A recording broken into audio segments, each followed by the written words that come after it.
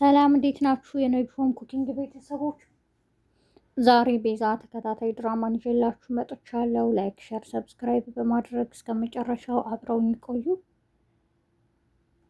ዛሬ ሽብሩ ወደ ቤት በመሄድ ነበር ከሉሲ ጋር ቆመው ያወራሉ። ለሳሮን እውነቱን ነው የምነግራትም ይላል። ሳሮን ድንገት መታለች። ይህን ሁሉ ያደረገችው ሉሲ ናት። ሳሚ ይወደኛል አይወደኝም፣ ስለዚህ በአንተ መፈተን እፈልጋለሁ ስላለች ነው እያለ ይነግራታል። በጣም ትናደዳለች። እንዴት እንደዚህ ልታደርግ ይቻልሽ? አንተስ እንዴት ይህን ሀሳብ ትቀበላለህ? በማለት ሳሮን በጣም ትበሳጫለች።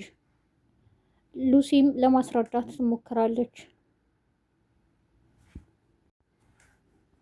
ሳሚ ወደ ውጭ ሊወጣ በር ላይ ያዳምጣቸዋል።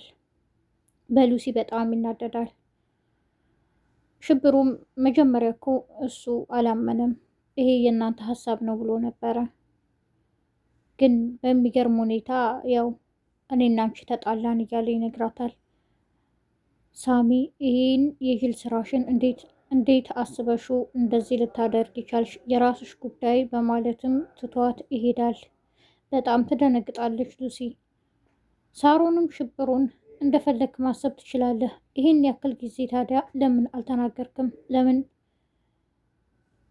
አሁን ምንም ማውራት አልፈልግም፣ ዘውር በል በማለት በር ዘግታበት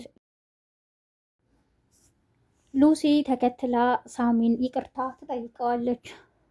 ሳሚ በጣም ስለተናደደ ከዚህ በኋላ ለምታገቢው ባል ታማኝ ሁኚ፣ እንደዚህ አይነት ፈተናም እንዳትፈትኝ፣ ጥሩ አይደለም።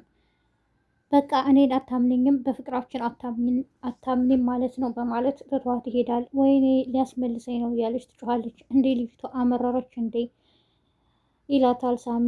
ለማንኛውም ለዛሬ ይቀርብዬሻለሁ፣ ከዚህ በኋላ ግን ይሄን እናደርጋለሁ ብቴ የመጨረሻችን ነው የሚሆነው በማለትም ይነግራታል። ግን ታውቂያለሽ፣ ይሄው የሽብሩን ህይወት አመሰቃቀልሽው። ለሳሮን እሺ እንዴት ሳትነግሪያት ይሄን አድርገሽ እስካሁን ድረስ እንዴት ጸጥታ ያለሽ ይላታል። ሉሲም በጣም ይቅርታ በማለት ያው ይታረቃሉ። ሮቤል መንገድ ላይ ሰክሮ ይንገዳገዳል። ቤዛ መኪና እያሽከረከረች ነበር። መሀል መንገድ ስለዘጋባት አንተ ሰውዬ ከኔ ምንድን ነው የምትፈልገው? አቁሚ መኪናሽን እና ውረጂ ይላታል። እሷም መኪናውን አቁማ ወርዳ ምን ፈለክ ትለዋለች። አንቺ ግን ምን አይነት ሴት ነሽ? እንዴት ነገሮችን ሁሉ ተቀያይረው እንዴት እንደዚህ ያደረጋችሁ? እኔ እኮ የገረመኝ ከአንቺ ወንድሜ የምወደው ወንድሜ አንቺ ጋር ሆኖ ለሴት ብሎ እንዲህ ማድረጉ ነው ይላታል። እሱ በጣም ሰክሯል፣ የሚያወራውን አያውቀውም። ግን አንድ ነገር ልንገርሽም ይላታል። እናትና አባትሽ በመኪና አደጋ እንደሞቱ ነው የምታውቂው። ግን እኮ እኔ ነኝ የመኪናውን ፍሬን የበጠስኩት እንዲሞቱ ያደረኳቸውም ይላታል። በጣም ትደነግጣለች። ከልቤ ነው የምጠላህ አንተ ክፉ ትለዋለች። ለምንድን ነው እንዲህ ያደረግከውም ትለዋለች።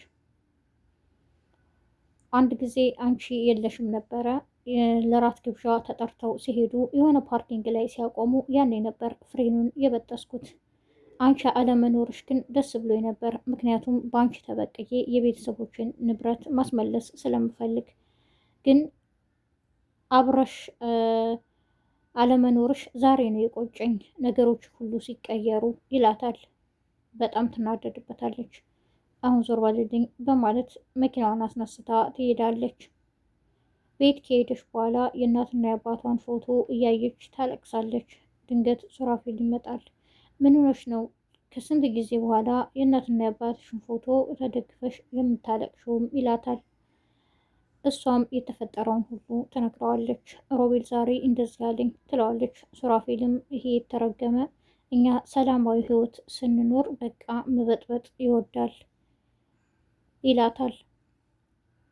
ስለዚህ ጉዳይ አንተ ታውቅ ነበር እንዴ በማለትም ትጠይቀዋለች። አዎ ይላታል። ግን እኮ ብነግርሽ ምን ልታመጪ? ያው ከማዘን ውጭ ይላታል። ከዚህ በኋላ ግን ከፍቶሽ ማየት አልፈልግም እያለም ያጽናናታል። ሮቤል ሆን ብሎ ነው ይሄን የሚያደርገው። የኛ ህይወት ተመሰቃቅሎ ማየት በጣም ስለሚያስደስተው ነው። ሌሎች ነገሮችንም ማድረጉ አይቀርም። ስለዚህ ተጠንቀቂ ይላታል።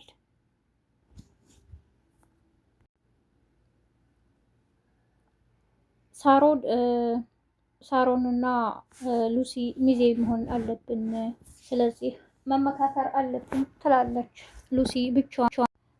ሳሚም ከዚህ በፊት አብረን ነበር፣ ድግስ ይሆናል ለሰርጉ እየተባባል ነው። አሁን ግን የሉሲ አክስት ገጠር እንድንገባ ይፈልጋሉ፣ ስለዚህ አብረን አንሞሸርም እና እያለ ይነግራታል። እሷም ግራ ገብቷታል። እነ ቤዛ ለምን ሀሳባችሁን ትቀይራላችሁ ትላቸዋለች። ሳሚም እኔ እንግዲህ ሚዜ ሆናችኋለሁ ይላቸዋል። ሳሮን በጣም በሉሲ ተናዳለች። ሉሲ ደግሞ ተከትላ በጣም ይቅርታ በቃ ትላታለች። ደግሞ እኔና አንቺ እኮ ለቤዛ ሚዜ ነን፣ ስለዚህ አንዳንድ ነገሮችን ማውራት አለብንም ትላታለች። ሳሮን አምራለች። ሽብሩ ከሉሲ ጋር በመሄድ ያመሰቃቀልሽውን ህይወቴን ራስሽ ታስተካከያታለሽ ይላታል። ነገ የሳሮን ልደት ነውና ቀለበት ይዘህና ትለዋለች። እሺ ይላታል። ሽብሩም መንጋቱን ጠብቆ ይመስላል። መንገድ ላይ ስትሄድ ሳሮን ያገኛታል። ተንበርክኮ ታገብኛለሽ ወይ ብሏታል። በጣም ደንግጣለች። ሉሲ እያየች ስለነበር ጭራሽ መንገድ ላይ እዚሁ አድርገኸው አረፍክ ካለ ቦታው እያለች ትበሳጭበታለች።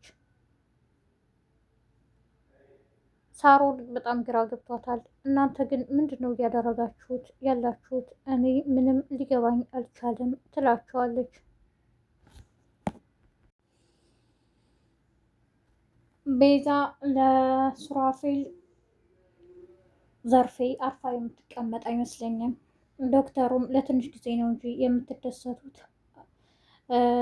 የማደርገውን እኔ ያውቃለሁ ብሎ ዝቶብኛል እያለችም ትነግረዋለች። እሱም ራሳችንን እንጠብቃለን፣ አዎ መጠንቀቅ አለብን እያለ ይነግራታል። የዛሬው ክፍል ይህን ይመስል ነበር። በቀጣይ ክፍል እስከምንገናኝ ነጅሆም ኩኪንግን ላይክ፣ ሸር፣ ሰብስክራይብ በማድረግ አብራችሁ ስለቆያችሁ አመሰግናለሁ።